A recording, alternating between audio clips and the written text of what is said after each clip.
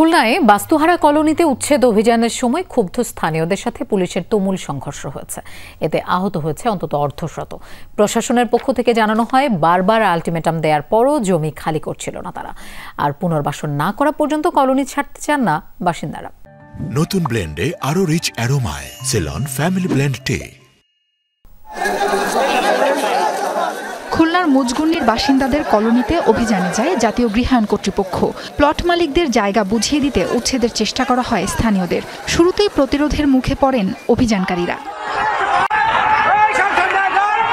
এরপর ম্যাজিস্ট্রেটের নির্দেশে লাঠিচার্জ শুরু করেন আইনশৃঙ্খলা বাহিনীর সদস্যরা। পাল্টা ইটপাটকেল ছুটতে শুরু করে স্থানীয়রা। এতে পিছু হটতে বাধ্য হয় পুলিশ প্রশাসন।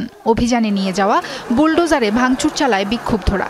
সন্ধ্যার সময় যখন মাইকিং করছেন, স্যার আমাদের তো কিছু আসবাবপত্র আছে, আমরা এখানে দীর্ঘ ৪৫ বছর থাকি স্যার।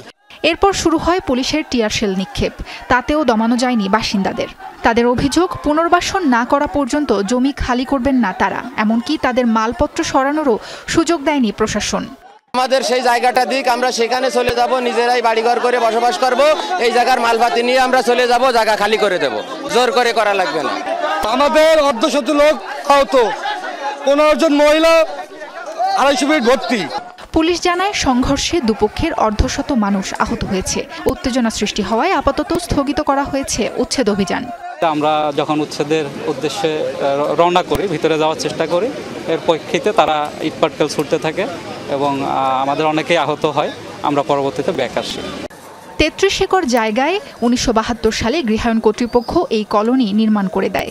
১৫০০ পরিবারের বাস এখানে। প্লট মালিকদের কাছে সম্পত্তি বিক্রির পর থেকে বাসিন্দাদের জমি খালি করার আলটিমেটাম দিয়ে আসছে প্রশাসন। সাবরিনা লিজা, যমুনা নিউজ।